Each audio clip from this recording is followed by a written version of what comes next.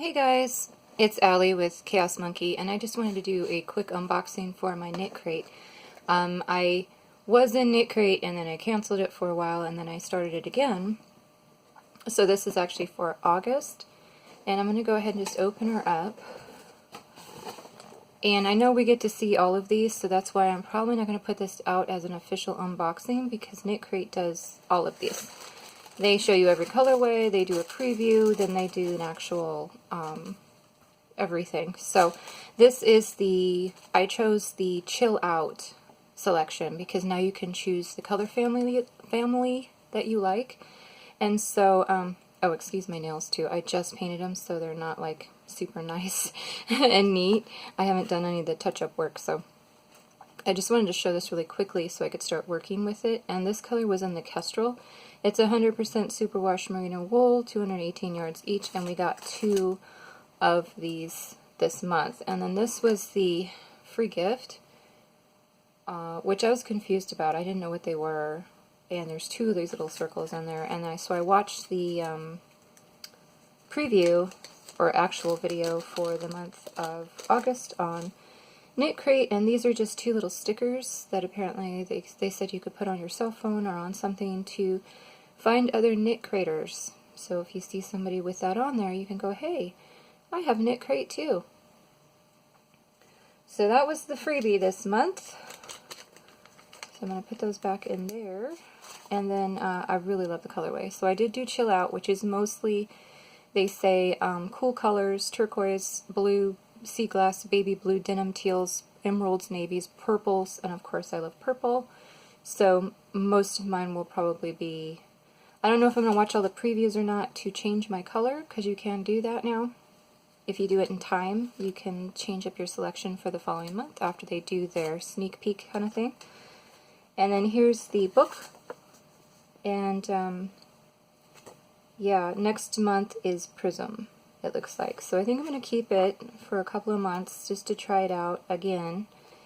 And I don't want to reveal all the patterns, but there is crochet patterns, knit patterns, you know, the whole deal. But everybody gets Knitcrate, it seems like, so again, I'm only doing this unboxing so that I can show you the before and then show you my finish after, depending on what I want to make, which I haven't decided yet. I don't know if I'm going to do the knit piece, the crochet piece, or whatever. Yeah, and I've been trying to get the sock crate, but it's been, nail polish on me. It's been sold out for a while, and I guess they keep opening spots and then it sells out, so I've been missing, so I just went ahead and did, this is the regular crate. Yeah, and I think they're doing something with Malabrigo, but I was like, I don't want to pay that much, but that's pretty cool. If they're going to do some type of Malabrigo crate, you might want to go on the website. I'm not seeing it right off the bat. So maybe they have videos on that too. So yeah, I'm going to go ahead and just close this back up and stop filming here so I can actually make it. But I wanted to show you how pretty it looked when I first unboxed it, in case you aren't in Knitcrate or haven't seen it. You can at least see what the skeins look like before I started working with it. So, alright you guys, bye! Hi guys! I am just adding this to the end of my unboxing just to show you the finish. Let me pull this out here. Now I did wash and block it, but I did not weave in all the ends because I just wanted to show you how much yarn I had used. So here's my starting piece, which, let me adjust my camera here. It's a little blown out according to my viewfinder thingy anyway. But here's the start, and I usually try to do at least like this much for start, so that's about an inch longer than normal. And this is my end, and this is literally how much yarn I had left.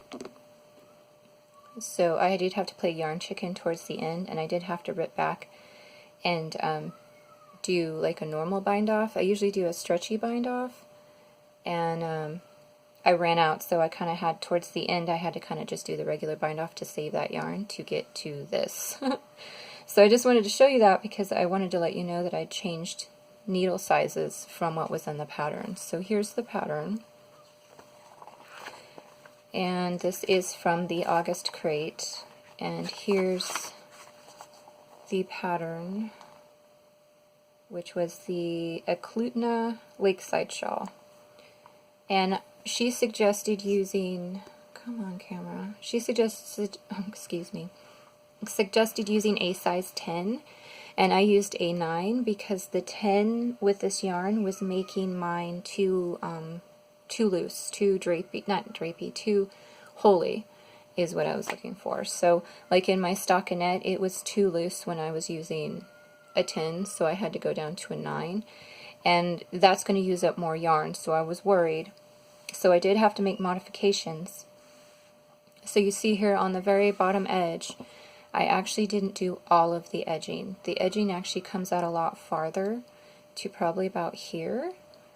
And I didn't do that because I, of course, was going to run out of yarn. So I could kind of eyeball it and knew that I was going to get this far and a bind off and barely make it. So, and that just comes from experience. I actually tried to weigh it in between, but because it was on the needles and it was my way, we're not accurate enough. I got a rough ballpark when I was trying to weigh it per row versus how much I had left. So I did, some of it did just come down to just guessing. But the pattern was really fun. It got a little monotonous only because all shawls get monotonous when you start from the top and go down to go over 300 stitches. So once you start getting here, yeah, you get a little bored. But that's not the fault of the pattern, that's just because that happens. And so when I got to, I don't want to show too much of the pattern, but I did stop at row 6 on the last border edge, and it actually goes to row 10, so on the edge section, but I did stop at 6. So I just want to give you a heads up. If you go down a needle size, you can still get about this much edging on average for the gauge. And you can see here it goes from stockinette to garter to some baubles to like a knit 2, knit 1, was it knit 2 purl 2? Knit 2 purl 2. Actually no, knit 1 purl 1. See, I can't remember what I did. It was a knit 1 purl 1 section to stockinette to another bauble section, and you just kind of repeat and get bigger and bigger and bigger. And she did increases on both sides. I was debating on just doing the increases on one side when I knew I was going to get close to running out, because you increase 4 on the right side and 2 on the wrong side, so I was going to omit the wrong side increases. But I didn't like it throwing off my numbers for the border, so I just left it. So I didn't make any other changes. I just stopped at row 6 and went and used a size 9. So, and this is my result. So if you do the same thing. I don't know if I like baubles. I think I've done baubles before, but not very often. This is totally blowing out. These blues are not going to come out. I'm telling you right now, blues and purples blow out the camera. But I don't like baubles, so I like them in the shawl. I like the results after blocking, but I don't think I ever want to do baubles again, only because it's really hard to get them all the same size and the same tension. So, and to me, they just look like little yarn poops. Sorry, they just do. They just look like, I don't know, like just boop. And so I'm not too fond of them. I know a lot of knitters aren't too fond of baubles, but just because they're a little unpredictable, you can't get them all to look completely symmetrical. So, yeah. But anyway, I love the pattern. I went ahead and did the baubles because they were in a pattern. I said I'm going to try baubles again. And I like it in the shawl. I just wouldn't do them. I would try to avoid them in the future, is my point. So, and it is blowing out a little bit on the camera, but this color is really a pink, a dark pink. And yeah, so that's my finish. The width this way was about 58 inches for me, and in the pattern for her on size 10s it was about a 60 inch. So it was a little smaller because of the size 9 needles, and it did use more yarn because of the size 9 needles. Speak.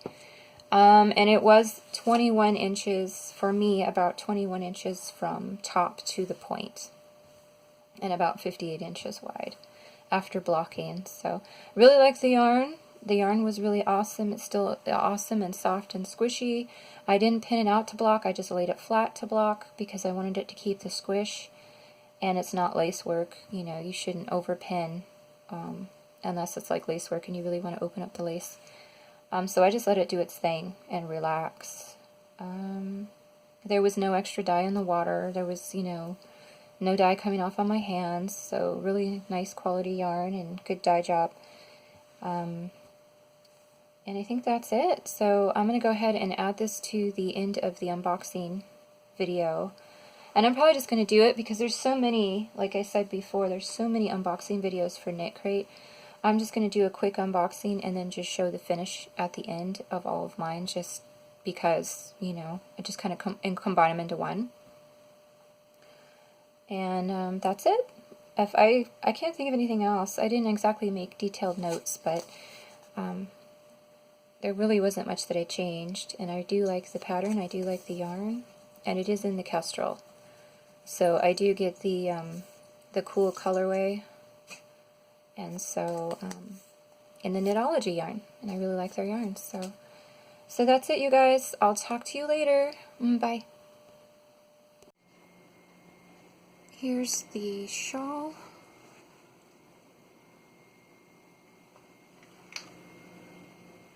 And it is pretty good sized, as you can see. I think the pattern said it was like 60 inches wide, but I haven't measured mine, but I will let you know how wide mine is. But there we go. I just wanted to show what it looked like on the mannequin.